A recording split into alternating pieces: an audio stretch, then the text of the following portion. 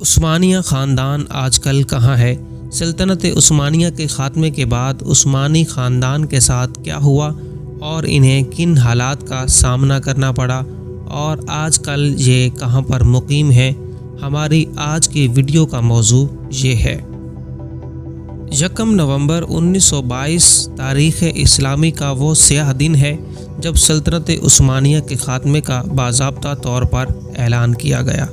ترکی میں سلطان محمد ششم کی حکومت کو ختم کر دیا گیا اور مصطفیٰ کمال پاشا کی حکومت شروع ہوئی، اور سلطان محمد ششم کو ناپسندیدہ شخصیت قرار دیتے ہوئے ملک بدر کر دیا گیا، جو 17 نومبر کو بحری جہاز کے ذریعے مالٹا روانہ ہو گئے۔ ان کے ساتھ ان کے بیٹے ارطغرل افندی بھی ان کے ہمراہ تھے، اور بعد ازاں وہ وہاں سے اٹلی چلے گئے اور انہوں نے اپنی زندگی کے آخری ایام اٹلی میں گزارے۔ ان کی وفات 16 مئی 1926 کو ہوئی، اور ان کو دمشق میں سلطان سلیم اول مسجد کے پاس سپرد خاک کیا گیا۔ سلطان محمد ششم جب تک زندہ رہے عثمانی خاندان کے سربراہ رہے۔ ناظرین، اندازہ کیجئے کہ ایک ایسا خاندان جو 600 سال سے زائد عرصہ تک ایک جگہ پر حکومت کرتا رہا، تو پھر وہی خاندان تھا جس کے لیے اپنے ہی ملک میں جگہ تنگ ہو گئی۔ عثمانی خاندان کو کچھ سمجھ نہیں آ رہا تھا کہ یہ سب ان کے ساتھ کیا ہو رہا ہے۔ بہرحال جلا وطن ہونے والے عثمانی خاندان کے افراد کی تعداد اس وقت 156 تھی۔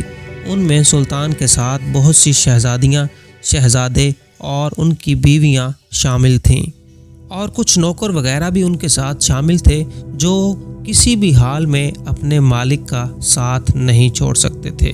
ان تمام لوگوں کے ساتھ ساتھ اس خاندان کے تمام داماد بھی جلا وطن کر دیے گئے۔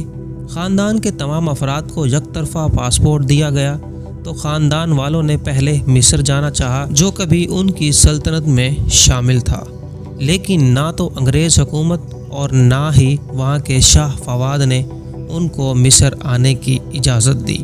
پھر شام کا قصد کیا اور مشورہ کیا گیا کہ شام میں جا کے رہا جائے، لیکن ترکی کی حکومت نے انہیں ادھر بھی جانے کی اجازت نہ دی۔ پھر کچھ افراد لبنان کے شہر بیروت میں چلے گئے جو اس وقت فرانس کے زیر تسلط تھا۔ خلیفہ عبدالحمید فرانس کے شہر نائس چلے گئے۔ شہزادے علی واصف کی کوشش سے ان کو فرانس کی حکومت نے پاسپورٹ دے دیا۔ یہ وقت عثمانی خاندان کے لیے بہت ہی کٹن تھا۔ انہوں نے غربت کا منہ بھی دیکھا اور کئی دن تک بھوکے بھی رہے۔ یہ لوگ اپنا روپیہ پیسہ اور خزانہ اپنے محلوں میں چھوڑ گئے تھے کہ عوام کی مداخلت اور تعاون سے وہ جلد لوٹ آئیں گے، لیکن ایسا نہ ہو سکا۔ عثمانی سلطنت کے خاتمے کے بعد خاندان کا سربراہ وہ منتخب ہونا شروع ہوا جو خاندان میں سب سے بڑا ہوتا۔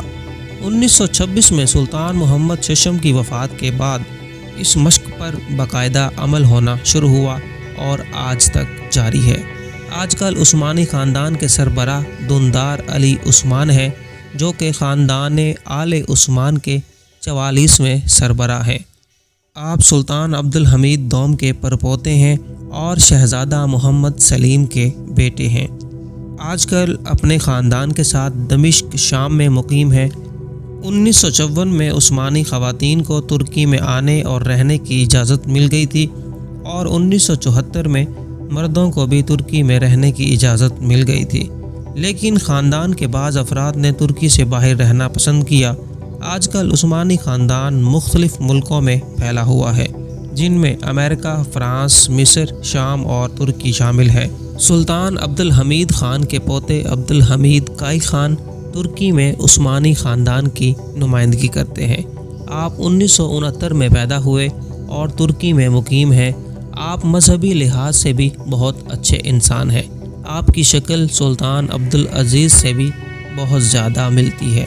آپ وہی ہیں جنہوں نے محتشم سیریز کے اوپر کیس بھی کروایا اور کہا کہ یہ ہماری روایات اور عثمانی سلاطین کا چہرہ بڑے برے طریقے سے دنیا کے سامنے پیش کر رہے ہیں، لیکن اس کا کوئی خاطر خواہ فائدہ نہ ہوا، کیونکہ وہ ہر قسط کے آخر اور شروع میں یہ کہتے تھے کہ یہ صرف اور صرف ایک ڈرامہ ہے جس کا تاریخ سے کوئی تعلق نہیں ہے۔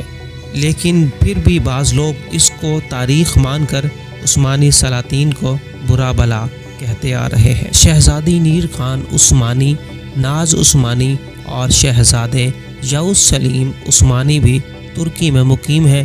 یہ تینوں سلطنت عثمانیہ کے 34ویں سلطان عبد الحمید دوم کی نسل میں سے ہیں۔ ان سب کے علاوہ عثمانی خاندان کے بے شمار افراد ترکی میں موجود ہیں۔ ناظرین، یہ خاندان اب اتنا وسیع ہو چکا ہے کہ اس کے بارے میں اس ویڈیو میں تمام باتیں بتانا ناممکن ہے۔ ناظرین، اگر آپ مزید اس طرح کی ویڈیوز حاصل کرنا چاہتے ہیں تو ہمارے چینل کو سبسکرائب کیجئے گا اور کمنٹ باکس کے اندر اپنی رائے کا ضرور اظہار کیجئے گا۔ اپنا خیال رکھیے گا۔ اللہ حافظ۔